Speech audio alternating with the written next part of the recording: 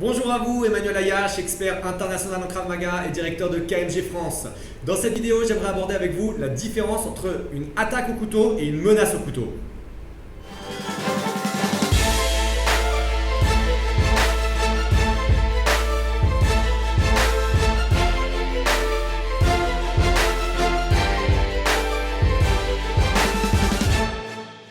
Alors, quelle différence y a-t-il entre une attaque et une menace? La différence principale, c'est une situation dynamique et une situation statique. Ça veut dire que la menace, c'est une situation statique.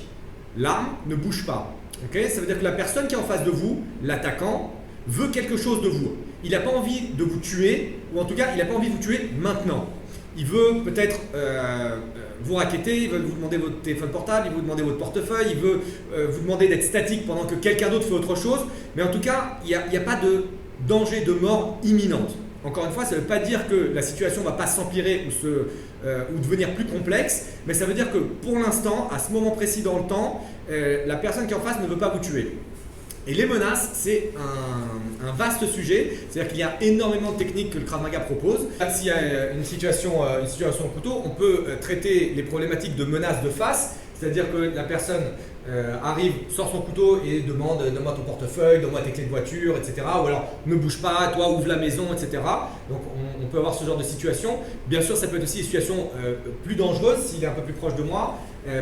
Ce genre de choses, avec un contact ou ce genre de choses. S'il est un distributeur de billets par exemple, quelqu'un qui arrive sur le côté et qui vient mettre le couteau dans les côtes pour dire vas-y sors ton fric du distributeur. Ça peut être des choses beaucoup plus graves, par exemple des situations qui sont apparentées à des prises d'otages où l'attaquant peut prendre la personne ici avec l'arme sur la gorge ou alors pareil l'arme sur les côtes ici. Donc il y a une multitude de situations, ça peut être une menace de loin mais sur le côté, de dos, etc.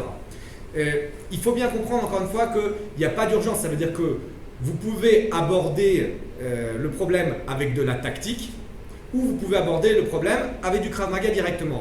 Donc ça veut dire que si par exemple on est dans cette situation et qu'il me demande mon portefeuille par exemple. Donne-moi ton portefeuille. Tenez monsieur, pas de problème. Et on s'en va. Okay, donc ça veut dire que la coopération, pourquoi pas?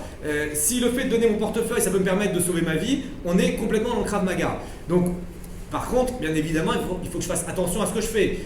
S'il me demande mon portefeuille, je ne peux pas mettre toutes mes ressources ici, chercher dans la poche, perdre de vue le couteau, perdre de vue l'agresseur, ne plus être en mode de vigilance.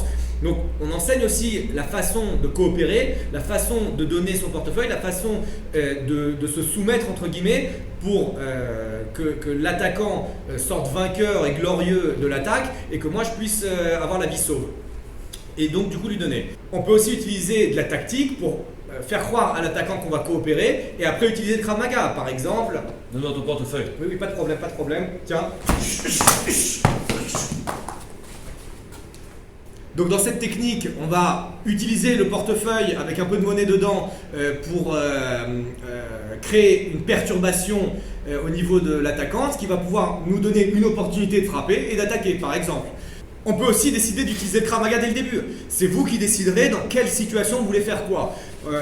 On n'oblige pas à coopérer, on n'oblige pas à utiliser le Krav Maga. C'est vous qui devez choisir dans quelle situation vous devez faire quoi. Donc par exemple, si jamais je suis menacé... Donne-moi ton portefeuille. Donc le deuxième type de problème, c'est les problèmes dynamiques. Et ça, c'est des problèmes qui sont extrêmement graves. C'est extrêmement grave parce que si vous ne réagissez pas, il y a danger de mort, il y a danger de blessure important. Et donc les problèmes dynamiques, c'est encore une fois un très large spectre de techniques. L'attaquant peut attaquer, en face à moi, ne fait rien. L'attaquant peut attaquer en tenant l'arme en position orientale. Donc du coup, ce genre d'attaque. L'attaquant peut attaquer avec l'arme en pic à glace, ce genre de problème. L'attaquant peut attaquer avec l'arme tenue en tenue régulière, du coup pour tout ce qui est piqué, ou l'attaquant peut attaquer avec des attaques en slash, okay, des attaques circulaires. Bien entendu, le Krav Maga enseigne ce genre de problème ou des problèmes plus complexes, ce genre de choses, ou alors des problèmes plus complexes sur le côté. Si jamais, encore une fois, vous arrivez à votre voiture, vous rentrez dans un magasin, vous arrivez à un coin de mur, ou peu importe la situation, qui fait que l'attaquant se retrouve sur le côté avec le même type de problème, ici ou là, etc. Ou alors des attaques piquées. Et dans le pire des cas, bien entendu aussi, tout ce qui se passe de dos, où il n'y aura pas une menace comme tout à l'heure, mais ce sera dynamique, la personne arrive et pour X ou Y raison décide de vous attaquer et il commence à attaquer avec des coups de couteau ici ou des coups de couteau ici. Et du coup là, contrairement au couteau dans une situation statique où vous pouvez intégrer de la tactique, là au début il n'y a plus vraiment de tactique, hein. Il faut absolument réagir tout de suite. Il n'y aura pas de négociation avec l'attaquant, il n'y aura pas de discussion, c'est des réponses directes. Donc par exemple si jamais on a un attaquant qui arrive et qui va attaquer au couteau, on pourra utiliser, donc là s'il attaque en slash par exemple, ce genre de défense, contrôler, frapper, désarmer, peut-être utiliser cette partie du couteau pour frapper, bien évidemment pas cette partie du couteau puisque vous n'êtes plus en situation de légitime défense à partir du moment où vous avez désarmé, et après prendre la fuite.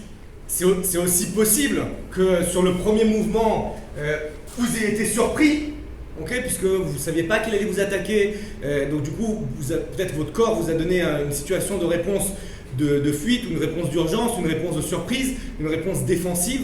Mais après, il faut tout de suite enclencher la réponse offensive. Vous ne pouvez pas ne faire que défendre en permanence parce qu'à un moment donné, ça va rentrer. Donc, du coup, s'il attaque, ou le premier mouvement, je vais partir en arrière pour me défendre, et le deuxième mouvement, quand il rentre, je vais rentrer pour pouvoir attaquer. Et après, contrôler, frapper et désarmer si besoin. Souvenez-vous que face à une attaque couteau, il y a de très fortes chances, 90% voire 100% de chances que vous soyez blessé parce que le couteau c'est extrêmement difficile à défendre. D'accord ? Donc la question c'est plutôt, et j'en ai parlé dans des vidéos précédentes, quelle va être votre réaction, à quel degré d'agressivité vous allez répondre, avec quelle puissance vous allez contre-attaquer, plutôt que se dire comment je défends et comment je contrôle, etc. etc.